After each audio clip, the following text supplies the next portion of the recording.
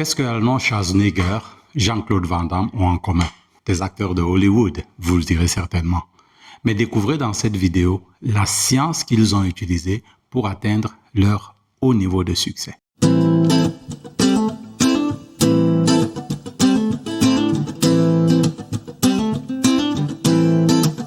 Pour beaucoup de personnes, pour moi à une certaine époque et certainement pour vous aussi, la croyance est une question religieuse. La croyance a tout à voir avec l'être divin, avec quelque chose de supérieur à nous. Seulement, à la lecture du livre La magie de croire de Claude Bristol, qu'il a écrit en 1988, tout change complètement. Cette vision devient vétuste, vieille, et qu'il faut remplacer absolument.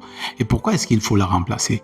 Parce que cette méthode de croyance en l'au-delà ou bien en quelque chose qui semble être au-dessus de nous, n'est pas la formule qu'il faut utiliser pour arriver à vos fins. Mais comment est-ce que je peux en être si sûr? J'ai juste pris les deux exemples de Jean-Claude Van Damme et de Arnold Schwarzenegger. Mais pourquoi eux particulièrement? Parce que ils ont massivement utilisé le livre de Claude Bristol, La magie de croire. C'est un livre très très intéressant. Comme je le disais tout à l'heure, il a été écrit en 1948. Alors j'ai beaucoup hésité à le lire plusieurs fois parce que il m'avait l'air beaucoup trop religieux et moi je voulais complètement sortir de tout ce qui est religieux. Mais finalement, la force des choses a fait que je me suis obligé à aller le lire parce que de toutes les façons, il faut lire les livres, même ceux avec lesquels on n'est pas d'accord. Et finalement, je l'ai pris, je l'ai lu et il est plutôt très intéressant. Et le premier point que je voudrais qu'on aborde, c'est ce point de la croyance. Parce que d'après les personnes qui ont utilisé ce livre, et je cite spécifiquement Arnold Schwarzenegger, c'est ce livre qui lui a permis d'atteindre le haut niveau de réalisation qu'il a atteint. Un acteur célèbre, immensément riche, pour ceux qui poursuivent la richesse, et qui a fini par être gouverneur dans un État des États-Unis. Ce qui est vraiment grandiose pour quelqu'un comme lui. Et certainement, vous, probablement vous, moi ou beaucoup d'autres personnes, nous ne voulons pas arriver à ce niveau de succès. Mais seulement, c'est pas le niveau qui est important, mais c'est la science qu'il a utilisée que nous devons découvrir. Et cette science commence par la première chose, croire. Pour nous, et pour beaucoup, croire, c'est tout à fait religieux. Mais écoutons ce que Claude Bristol dit dans son livre et qui a complètement changé la vision de la croyance en ce qui concerne Jean-Claude Van Damme et Arnold Schwarzenegger. Alors nous allons aller à la page 14, au premier paragraphe. Voici ce qu'il dit. L'édition que j'ai est en anglais, donc il y aura la traduction à côté. Gradually I discovered that a golden thread runs through all the teachings and makes them work for those who sincerely accept and apply them. And that thread can be named in the single word, belief. It is the same elements or factor, belief, that causes people to be cured through mental healing, enables others to climb high a ladder of success, and get phenomenal results for all who accept it. Why belief works miracles is something that cannot be satisfactorily explained. But have no doubt that there is genuine magic in believing. The magic of believing became a phrase around which my thoughts steadily revolved. Il est très intéressant de noter que beaucoup de personnes ont réussi, comme il l'a dit ici, à se guérir par la croyance. Beaucoup de personnes ont réussi, comme Arnold Schwarzenegger, à atteindre des niveaux phénoménaux de succès par la croyance. Mais c'est quoi la croyance? Croire en quoi? Est-ce que c'est croire en l'au-delà? Est-ce que c'est croire en quelqu'un? Non, absolument rien à voir avec un principe religieux. Il faut simplement croire en soi-même. C'est-à-dire savoir qu'on est capable d'y arriver. Et le savoir sans aucun doute possible. Pour faire simple, je vais prendre un exemple. Je vais prendre deux exemples même. Premièrement, je vais prendre un exemple pour les relations, c'est-à-dire une personne qui cherche un conjoint ou bien quelqu'un avec qui il veut être en couple. Parfois, au quartier, vous voyez une magnifique jeune fille. Elle est extraordinairement belle. Et vous vous dites, je veux cette fille. À un certain moment, vous vous posez la question, mais comment est-ce que je vais faire pour la voir? Parfois, la foi tombe. Généralement parce que peut-être elle est d'une classe sociale plus élevée, parce que dans le quartier, elle est peut-être dans une immense maison. Vous êtes dans un petit taudis là et vous vous dites, non, on n'est pas demain. Mais vous ne croyez pas en vous. Et automatiquement, même si vous allez faire la cour à cette jeune fille, vous n'allez pas la voir parce que vous n'y croyez pas. Le deuxième exemple que je vais prendre, c'est l'exemple d'une voiture. C'est beaucoup plus simple. Nous, les hommes, on aime rêver de voiture. Pour les femmes, c'est autre chose, d'accord? Je ne suis pas une femme, mais je sais qu'elles rêvent d'autre chose. Peut-être avoir un enfant, etc. Alors, pour l'exemple de la voiture, vous voulez une voiture, une belle voiture. Vous allez même dans là où on vend cette voiture, vous la regardez toute neuve. Et elle coûte 30 000 euros. OK? Vous arrivez, vous aimez la voiture, vous adorez la voiture. Et une fois qu'on vous dit le prix 30 000 euros, vous commencez à vous dire, est-ce que je vais y arriver? Là, à cet instant, vous ne croyez plus.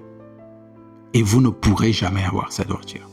Parce que la croyance doit être absolue. C'est comme d'entrer dans une boutique et de se dire, je veux ce vêtement.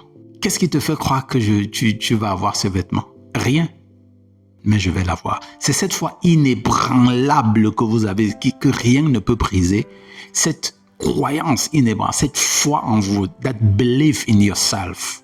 C'est ça qui est le premier nœud. Et une fois que vous savez que ce que vous voulez n'est pas à votre portée, ne cherchez pas à y croire, vous n'allez pas y arriver. Croyez en ce en quoi vous pouvez atteindre. Commencez par là. Je sais que je peux atteindre ça et donc je peux y croire à 2000%. D'ailleurs, j'ai tourné une vidéo sur, je crois, la loi de l'attraction. Je vais l'afficher quelque part ici. C'est très simple. Lorsque vous appliquez la loi de l'attraction, vous devez croire que vous pouvez avoir la chose que vous êtes en train de désirer. Je m'explique. Allez regarder cette vidéo, elle parle essentiellement de ce point. Maintenant, le deuxième point qui accompagne la croyance, c'est-à-dire qu'une fois que vous êtes certain que vous pouvez l'avoir, et c'est exactement ce qu'a fait Arnold Schwarzenegger et Jean-Claude Van Damme, hein, ils étaient certains. Rien ne leur prouvait qu'ils étaient là, parce que quand ils regardaient leur quotidien, ils ne voyaient rien, mais ils avaient la certitude absolue qu'ils vont y arriver. Si vous avez cette certitude absolue, même si la chose est immense, mais que vous n'avez aucun doute dans votre esprit, eh bien, vous allez l'avoir. Mais il y a quelque chose qui accompagne ça, et ça, c'est le deuxième point. Ce sont nos pensées. Alors, il faut très très bien comprendre que nous pensons en images dans la plupart des cas. Nous avons développé l'aptitude de penser en images. Souvent, quel que soit le mot, on le transforme en image. Ce qui passe dans notre mental, c'est une image. Par exemple, si on vous dit ne pensez pas à un éléphant rose, ce qui se passe dans votre tête, c'est que vous voyez un éléphant rose. Okay? Donc, on pense en image. Et généralement, quand on vous dit ne pense pas au noir, mais c'est le noir qui vient. Nous pensons en image. Et ces images sont extrêmement importantes. Et pourquoi est-ce que c'est important?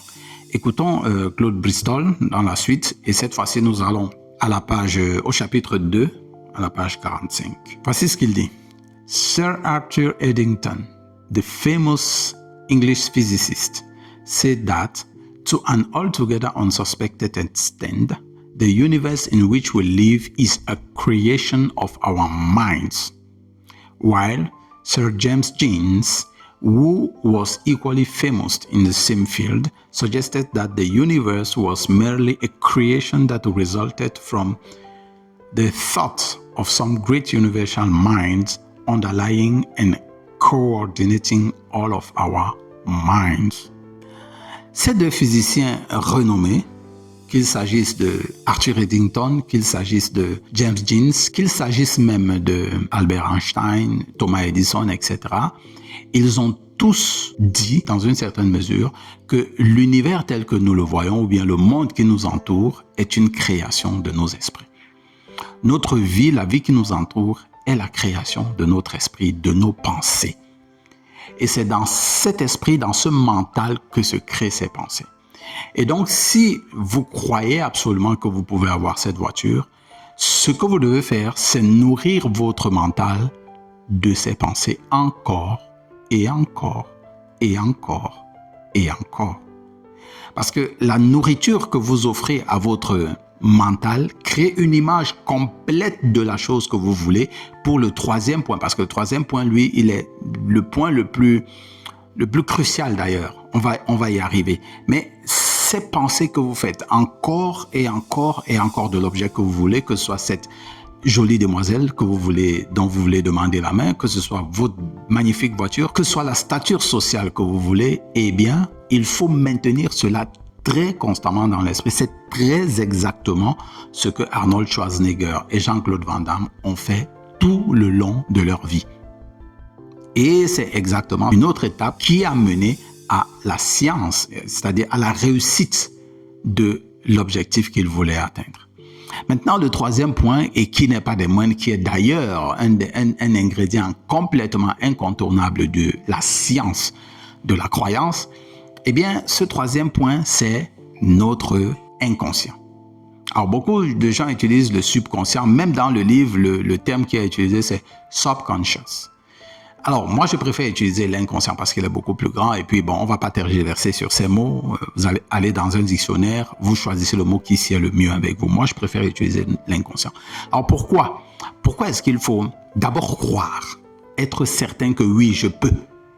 Maintenant, ensuite, passer à nourrir sa pensée. Parce qu'il y a une transition qui doit se faire. L'inconscient est le siège d'un pouvoir immense, gigantesque, dont nous sommes, pour la plupart, complètement, totalement inconscients. Et donc, pour activer cet inconscient, il faut le faire au travers de ces images incessantes que nous lui envoyons.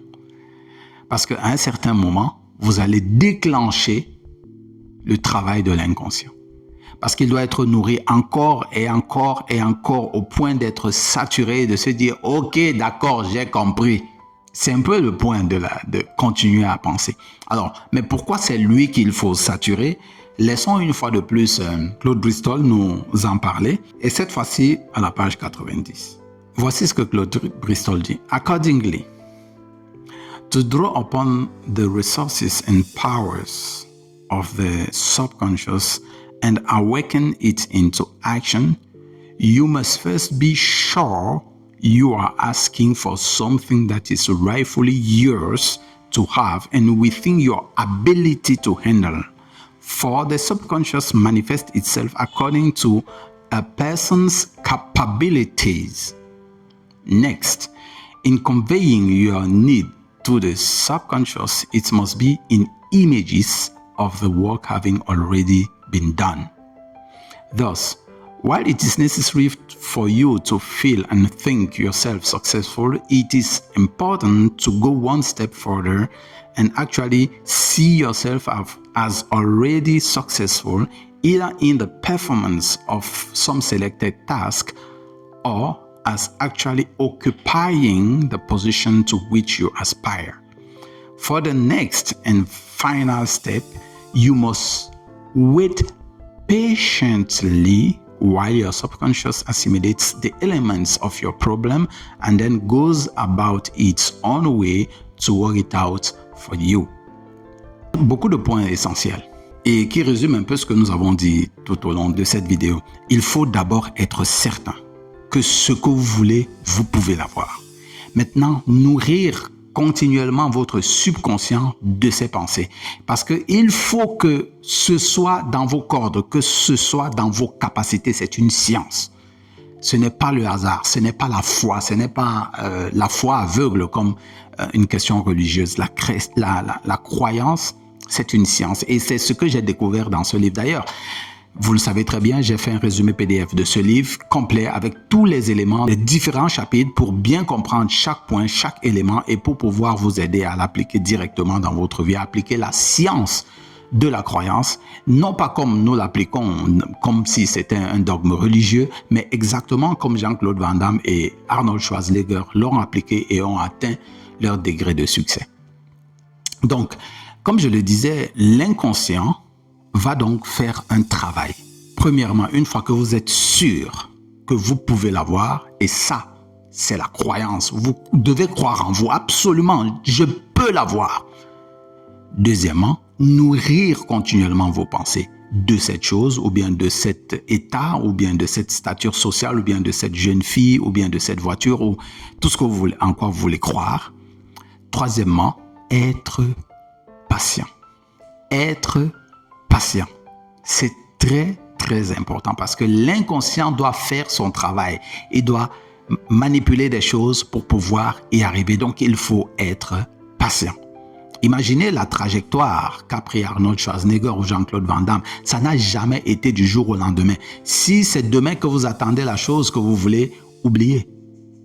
Vous avez raté parce que déjà vous allez commencer à vous impatienter et ça va créer le doute et finalement vous n'allez pas avoir ce que vous voulez. Vous allez vous dire « Oh, je ne croyais pas ». Non, vous avez simplement raté une étape dans la science parce qu'une fois que vous avez toutes les étapes, respectez simplement les étapes. Croire absolument que c'est vous, nourrir abondamment votre pensée, votre inconscient avec ses idées, avec ses images, avec tout ce qui nourrit cette croyance en vous. Et troisièmement, laissez le temps. Faites passer du temps. Rappelez-vous la vidéo que nous avons tournée sur les 10 000 heures. Je ne dis pas que ça va prendre 10 000 heures. Non, c'est pas ce que je veux dire. Mais je veux dire que prenez le temps, laissez le temps pour que le subconscient ou bien l'inconscient puisse faire les choses. Parce que, comme il est dit, while the subconscious assimilates the elements of your problem and then goes about its own way, il doit travailler à sa façon. Ce n'est pas vous qui devez lui dire comment travailler. Il sait faire son travail. Voilà un peu des 3 éléments que je voulais partager avec vous dans cette vidéo. N'oubliez pas d'aller prendre le résumé PDF complet de ce livre dans ma boutique et cela m'encourage à faire des vidéos encore plus éducatives. Cela me permet de vous aider vous-même à gagner en temps dans la lecture et aller directement dans les éléments essentiels des livres. Si vous avez aimé, faites un j'aime. Activez la cloche de notification pour vous abonner à ma chaîne. Je vois qu'il y a des gens qui sont nombreux, qui regardent mais qui ne s'abonnent pas. Activez la cloche de notification pour que vous soyez signalé des prochaines vidéos. Abonnez-vous, ça ne vous coûte rien. Partagez aux personnes à qui vous pensez que ce sera nécessaire. N'oubliez pas ceci. C'est l'éducation qui fait la différence entre les hommes. Continuez à vous éduquer, soyez différents. Rendez-vous à la prochaine vidéo.